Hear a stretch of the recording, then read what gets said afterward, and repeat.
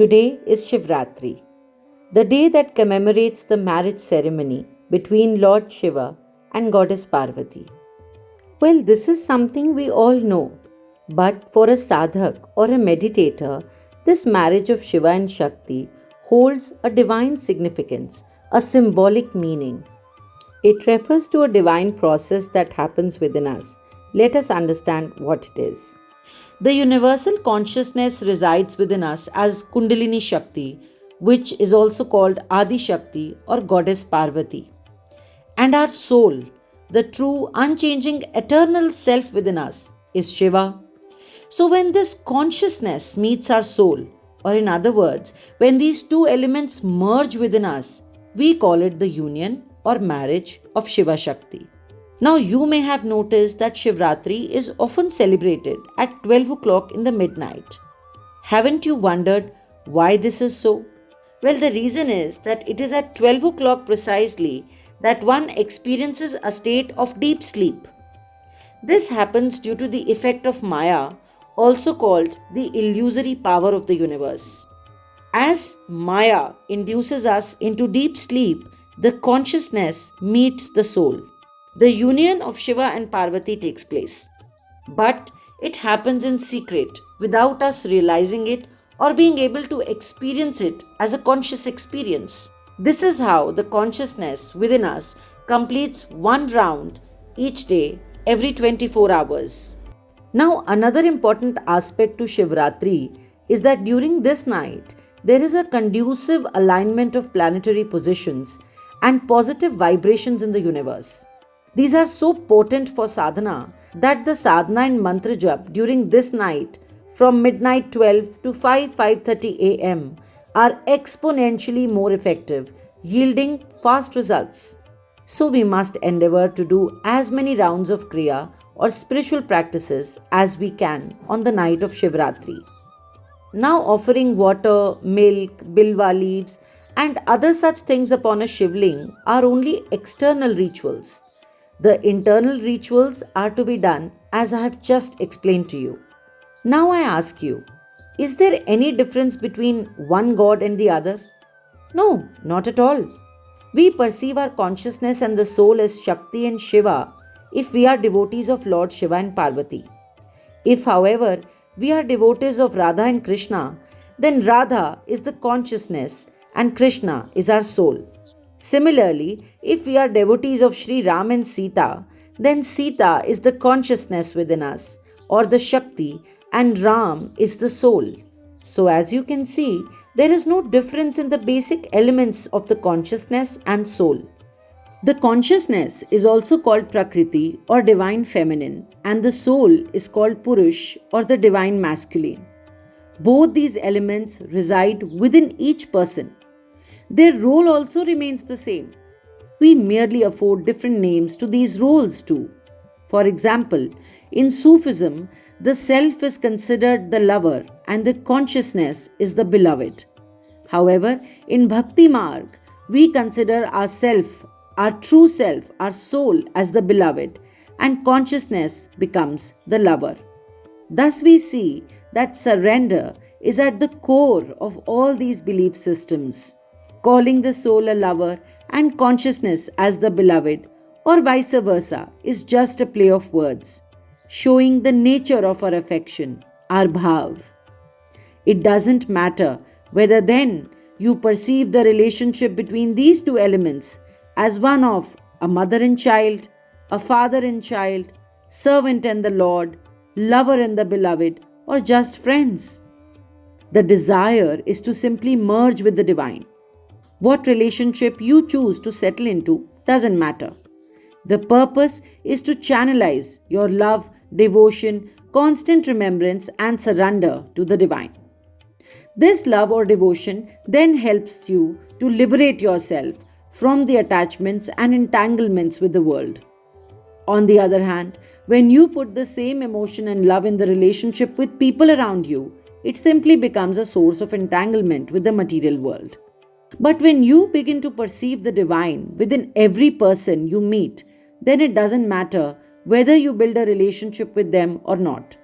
Your behavior, attitude, and perception of people becomes a perception of God itself.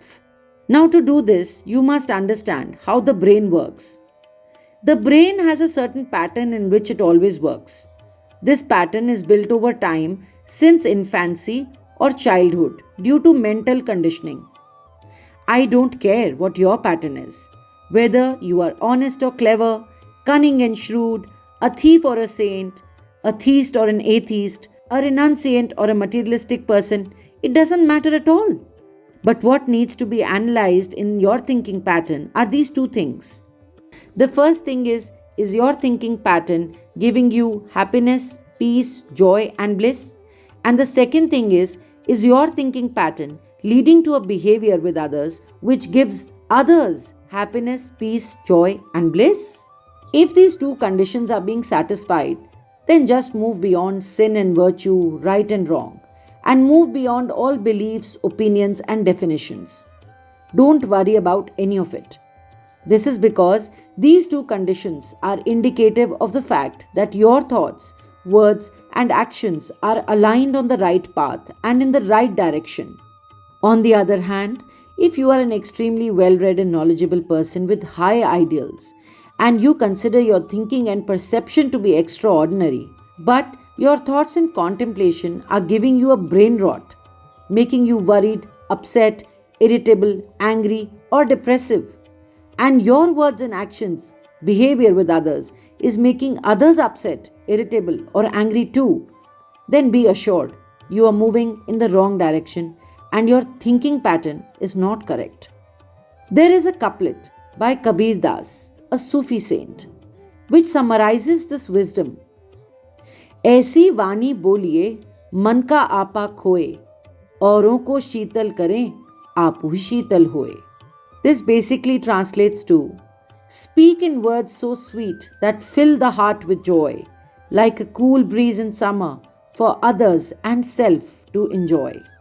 Now, how will such sweet words play upon your lips? When your thinking is positive and blissful, isn't it? Just this morning, a word reached my ears. A disciple was saying that I feel like when Swamiji was in India, far away from Finland, where the disciple lives, he or she used to experience a constant flow of Swamiji's love and energy. And just last night, as Swamiji reached Finland, the disciple felt like flow of love and energy from the Guru had stopped. The disciple wondered what had changed about Swamiji. I just laughed at these words of the disciple.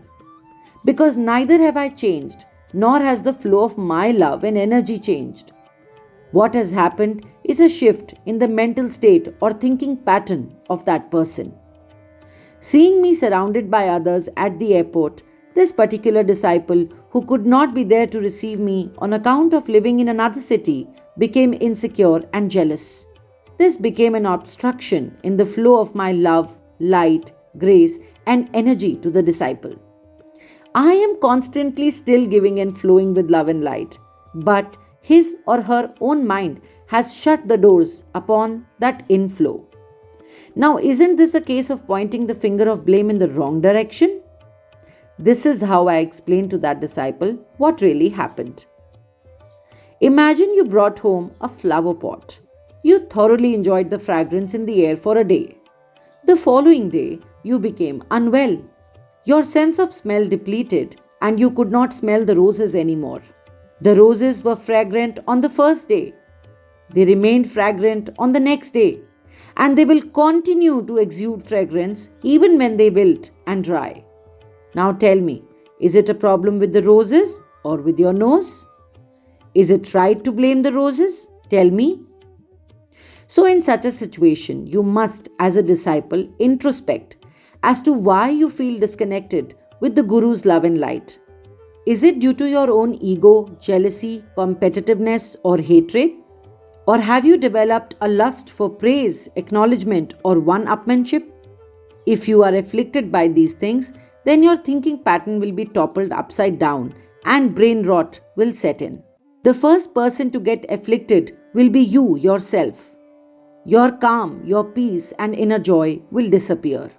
I have seen several disciples who will sit with me in satsang and sing and chant in bliss for hours. But as soon as they get home, they begin to vent their anger at family members. The family then complains to me that what kind of disciple is he? At the ashram, he will serve others with humility and respect, but when he gets home, he treats us like enemies. Why does this happen? So, to such a disciple, I ask a question. I ask him that what kind of a person enjoys alcohol the most? The one who drowns in loadful and passes out completely? No, right? Why? Because he doesn't remain conscious to enjoy it at all. He just passes out. On the other hand, there is also a person who keeps asking for more and more but doesn't get drunk at all. Does he enjoy alcohol? No. Why not? Because he doesn't experience the high. So there is no bliss either. So you see that in both these situations, the person who consumed the alcohol did not enjoy it in any way. But there is a third kind of person. A person who is just drunk enough to be in a flow state. He is awake, he is conscious, he is aware, but he is still able to be high enough to enjoy it. Now, taking this analogy of a drunkard and his alcohol, I say to all my disciples that as a sadhak, you must not get knocked out in constant remembrance of the divine so much so that it becomes difficult for you to be useful in the material world around you. You must learn to balance your enjoyment of the divine name, drink from that nectar in such a way that you remain just high enough to flow with it. So, are these two things clear to you now? Make yourself happy and peaceful first, and then, with that thought process, make others feel the same too. But sometimes you say that Swamiji, I did not want to get irritated with other in the first place. He or she made me irritable with their words or behavior. Now, do you mean to tell me that a person brought a lump of cow dung and overpowered the fragrance of your own perfume? It simply means that there is no problem with their cow dung. The fragrance of your perfume is weak. To put it in other words, your own positivity or bliss is inadequate. It is inadequate for your own consumption. Forget about it helping others in any way. Ideally, you should be in a state wherein you must overflow with love and positivity to such an extent that it should end up transforming even a dreaded criminal standing before you. So, this is what a disciple, a sadhak, must work on. He should pay attention to the kind of thoughts that originate during his sadhana or spiritual practice. Please understand, it is the function of the heart to beat relentlessly. Can you make it skip a few beats? No, right?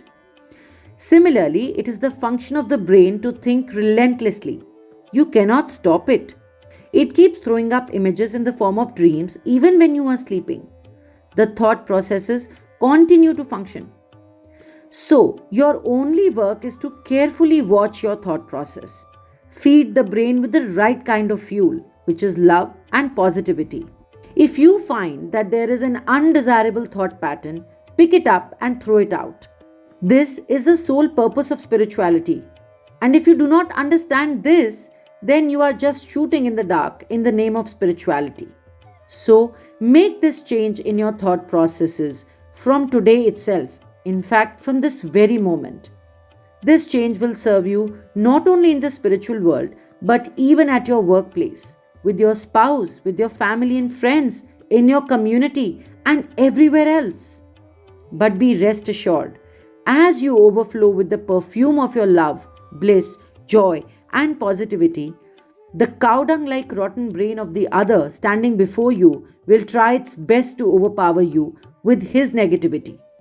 And here lies your challenge. Will you let the divine prevail over the devil or the other way round? It is therefore often said that be the change that you wish to see in the world. This is the work of a sadhak. Keep working on yourself. Keep purifying yourself. The more purified you become, more the divine starts manifesting within you. This manifestation keeps increasing incrementally till one day the whole of the divine manifests within you. And when that happens, you will disappear. you will truly be no more. All of what will remain within you is a divine presence, and your life and your work will become a moving prayer. Hari Om.